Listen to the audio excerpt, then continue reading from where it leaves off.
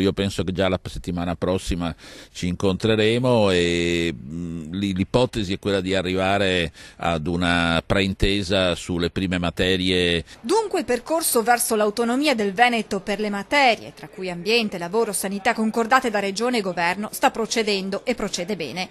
Così il sottosegretario Baretta fa il punto sul dialogo in corso con il governatore Zaia. Sul tavolo anche la volontà di trattenere in Veneto le risorse stabilite con Roma.